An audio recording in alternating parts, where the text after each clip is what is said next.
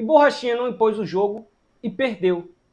Isso era uma coisa que eu já tinha colocado num short que eu fiz sobre essa luta entre o Paulo Costa, o Paulo Borrachinha e o Sean Strickland. Ganharia quem conseguisse impor o seu jogo de forma mais eficiente. E a verdade é que o jogo que notabilizou o Paulo Borrachinha como um lutador de elite do UFC foi justamente aquele jogo que ele abafava os adversários e colocava aqueles golpes no corpo, depois colocava os cruzados e fazia aquela imposição física nos primeiros rounds. Isso é que fazia o Paulo Borrachinha ser aquele lutador temido, algo que ele perdeu quando ele lutou contra o Israel Adesanya. Desde então, ele não conseguiu fazer mais esse estilo de jogo, dado aqueles pequenos lampejos lá na luta contra o Luke Rockhold, que, sinceramente, todo mundo sabe que ele está um nível abaixo dessa nova elite do peso médio, que consegue ter um jogo que, nas suas diferentes características, se a gente for pegar o Robert Whittaker ou o Sean Strickland, tem características diferentes, mas são lutadores muito mais móveis, que conseguem anular esse jogo. E, na verdade, o Paulo Borrachinha não consegue fazer com que o seu jogo ele prevaleça. E aconteceu nessa luta agora, que aconteceu agora no UFC 302, em que um dos juízes marcaram 4 rounds a 1 para o Borrachinha. Esse juiz ele tem que ser suspenso aí dessa comissão, porque é um absurdo. Logicamente, dava para ver claramente que o Strickland venceu a maioria dos rounds, se não todos. Né? A transmissão do UFC Fight Pass Brasil colocou ali que o Sean Strickland poderia estar parelho com o Borrachinha, que o Borrachinha teria ganho 2 rounds, poderia ser, mas na verdade não foi essa luta que eu vi. O Sean Strickland conseguiu andar para frente, conseguiu fazer com que tivesse mais golpes significativos. No quinto round teve ali um certo equilíbrio, né? Inclusive o Borrachinha acertando mais golpes, mas o Sean Strickland no final deu aquele chute, né? Se não me engano foi um chute que realmente mudou o curso do round. Então o Sean Strickland, logicamente, estava levando a melhor na luta, com o seu jogo realmente de ir para frente, tem aquele controle do jab dele que é impressionante, o cara não cansa. Por mais que o Borrachinha tentou dar golpes no corpo, isso não foi o suficiente para minar o sistema de movimentação dele, que é muito eficiente. O controle da distância é muito importante. Ele consegue ter um controle e a postura corporal dele. Inclusive você via a postura corporal dele muito ereta, ao ponto de que ele conseguia dar aqueles golpes, né, os jabs, e não ficava exposto a cruzados, que o Borrachinha tem, que realmente são muito fortes, e poderia mudar ali o rumo da luta. Não foi isso que aconteceu. O Borrachinha não consegue impor o seu jogo, como nas últimas lutas não consegue impor o jogo contra esses lutadores que têm um estilo mais móvel. É bem da verdade que, se for pegar o Yoel Romero, era um jogo mais plantado, o próprio Ryan Hall tem um jogo mais plantado, e o Borrachinha conseguia sobressair.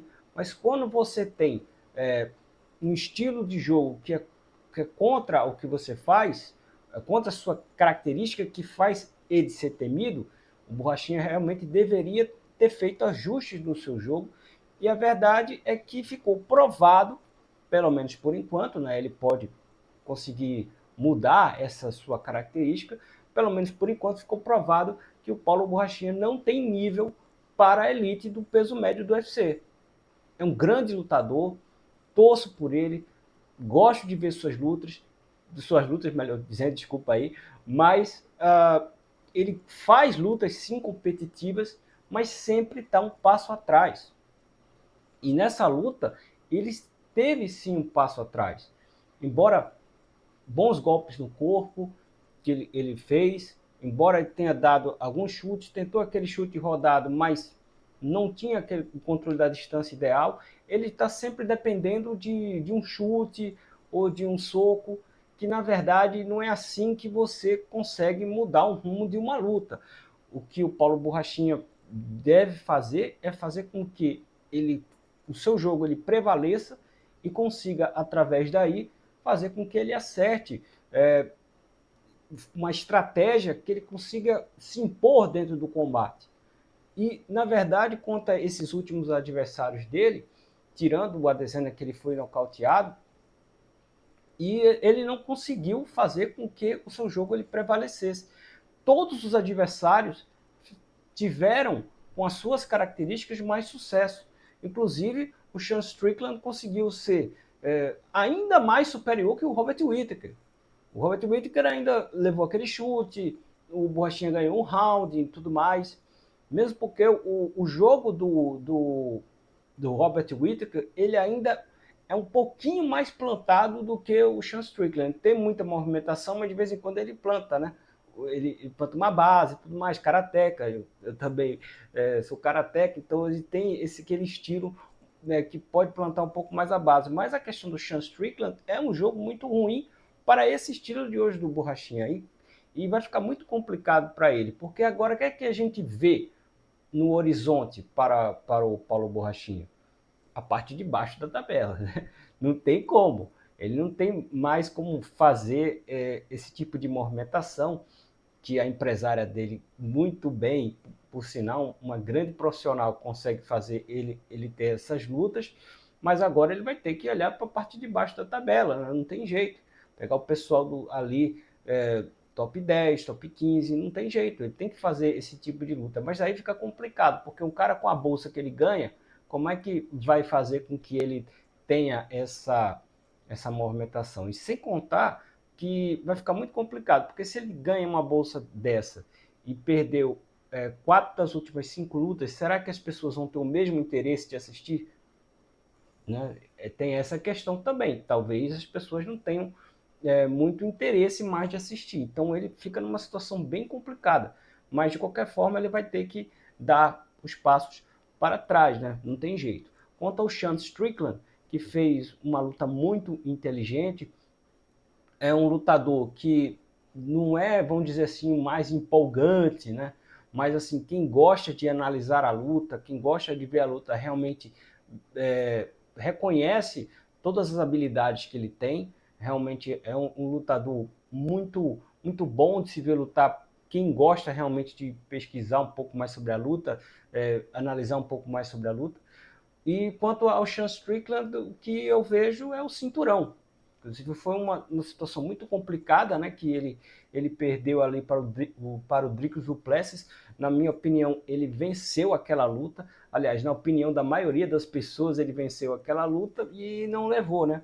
Mas agora não tem jeito, né? Deverá casar o Dricus contra o Israel Adesanya. Ele tem história com os dois, então não tem jeito. Tem que colocar ele pelo cinturão. E eu acredito que ele, não importa contra quem seja, ele será muito competitivo. É um lutador muito bom de se ver lutar.